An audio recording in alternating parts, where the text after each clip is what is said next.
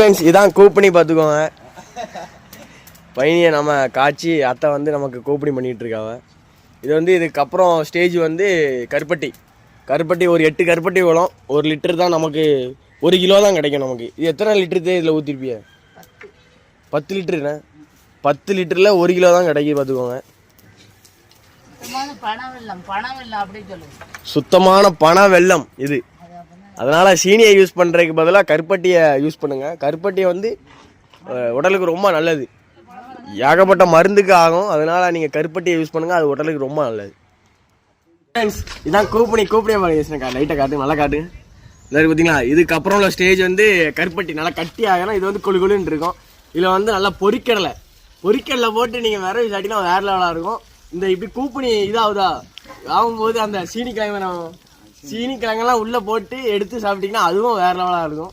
இந்த கூப்பணி டேஸ்ட் இருக்குன்னு சொல்லுவோம். போது இல்லை சுட இருக்குங்க. நாக்கு பொத்திருச்சு. நல்லா அருமையாக இருக்கு. ஓகேவா? கருப்பட்டி ரெடி ஆகிட்டு இருக்குன்னு பாருங்க. எப்படி 10 லிட்ரு எப்படி காய்ச்சி எப்படி ரெடி ஆகிட்டு இருக்குன்னு பாருங்க.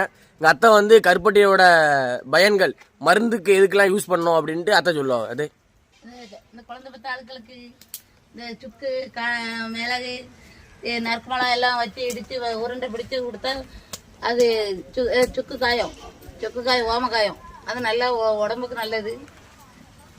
சுத்தமான கருப்பட்டி வாங்கி ஜெயிச்சலு.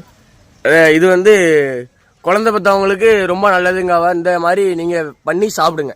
நாட்டு மருந்து சேர்த்து கருப்பட்டியோட இடிச்சு உருண்டை பிடிச்சி வச்சு சாப்பிடுங்க. மகளே, நீங்க வந்து இப்போலாம் ஸ்பூன்ல நம்ம ஸ்கூல்ல எல்லாம் பார்த்தாச்சுன்னா அதிகமா கையை வச்சு கூட சாப்பிட மாட்டேங்காங்க. சாப்பாடை அதிகமா ஸ்பூன்ல வச்சு சாப்பிடுறாங்க. பழைய காலத்துல ஸ்பூன் உண்டா? நீங்களே சொல்லுங்க. இங்க பாருங்க, கூப்பணி குடிக்கிறதுக்கு எதுன்னு பாருங்க. பனைமரத்து ஓலை எப்படி இருக்கு? சூப்பரா இருக்கும், அருமையா இருக்கும். அப்படி இயற்கையா சாப்பிடும் போது இன்னும் அருமையா இருக்கும். பழைய காலத்துல எதுவுமே கிடையாது, இப்படிதான் இருந்திருக்காங்க. அதுக்கு மனம் அதுக்கு சுவையா அப்படி இருக்கும். சுவையும் மனமும் கலந்தது நம்ம காய்ச்சிருக்கோம். அதுக்கப்புறம் பாருங்க அத்தை என்ன பண்றாங்கன்னு பாருங்க. இந்த கருப்பட்டி அப்படியே கிண்டிக்கிட்டே இருக்கணும். இது எவ்வளவு நேரம் கிண்டணும்? அது கொஞ்ச நேரம் கிண்டிட்டே இருக்கணும். வேற அந்த கருப்பட்டி பதத்துக்கு வந்த பிறகு சிரட்டையில ஊத்திடணும். சிரட்டையை ஈரப்படுத்திட்டு ஊத்திட்டு காஞ்ச பிறகு தட்டி எடுத்துடலாம். கருப்பட்டி ரெடி. கருப்பட்டி வேணும்னா மாமா நம்பர் கீழே போடுறேன். மாமாவுக்கு போன் அடிச்சு கேட்டுருங்க. தூத்துக்குடி மாவட்டம், நம்ம புதுக்கோட்டை பக்கம். நன்றிகள். நீ இதை கட் பண்ணிடுவா.